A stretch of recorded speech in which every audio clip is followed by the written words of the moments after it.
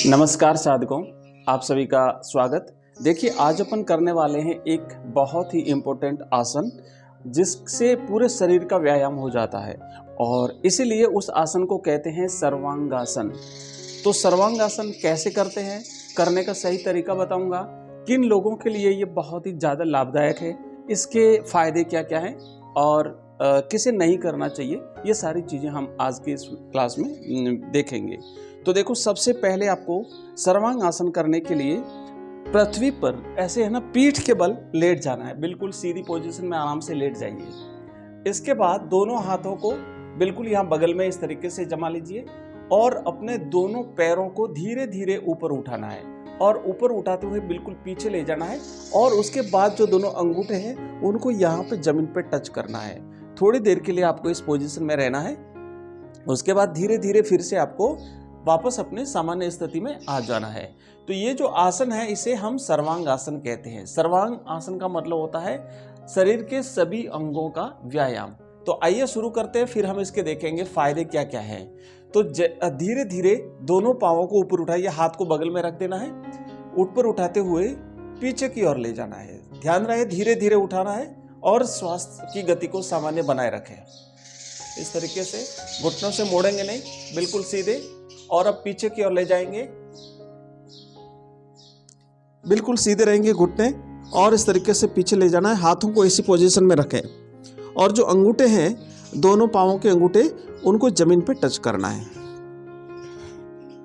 यह है सर्वांग आसन की सही पोजीशन।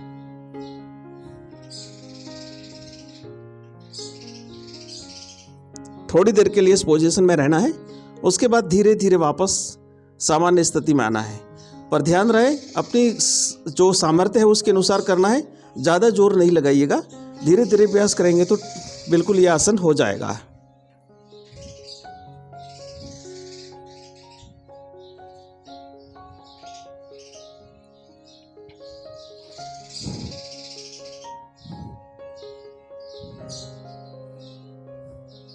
उसके बाद धीरे धीरे सामान्य स्थिति में आएंगे।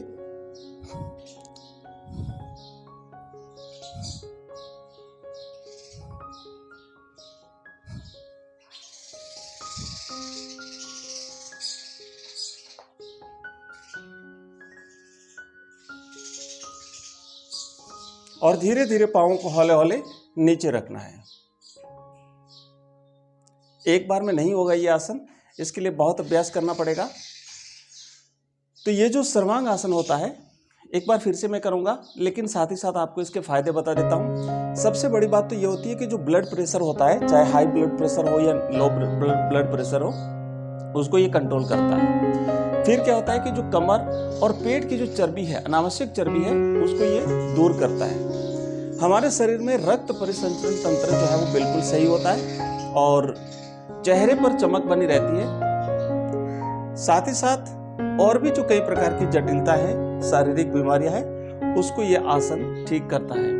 कमर दर्द से जो लोग परेशान हैं उनके लिए भी काफी राहत भरा आसन होता है और महिलाएं और पुरुष दोनों इस आसन को कर सकते हैं। एक बार फिर से हम इस आसन का अभ्यास करेंगे। धीरे धीरे पांवों को उठाइए। इसका एक और दूसरा रूप भी है जिसमें हाथों को बिल्कुल पीछे ले जाया जाता है। हाथों को बिल्कुल पीछे ले जाया जाता है और पैरों को भी पीछे ले जाया जाता है। तो इस बार हम दूसरा आसन करेंगे। तो एक बार फिर से पांवों को धीरे धीरे ऊपर उठाएंगे। एक आसन ये भी होता है जब हम पांवों को इस तरीके से 30 डिग्री ऊपर उठा के और स्थिर रखते हैं। यह आसन भी है, तो इसको अपन बाद में करेंगे। पीछे ले जाएंगे, धीरे धीरे पीछे ले जाएंगे अपनी अपनी सामर्थ्य के अनुसार, और जितनी देर रुक सके उतनी देर हमें इस आसन में रहना है। लेकिन इसी के साथ एक और कि हाथों को भी आप पीछे ले जाइए, है ना। इस तरीके से हाथों को यहाँ पे टच कर लीजिए और अंगूठे पकड़ लीजिए हाथों से। यह है।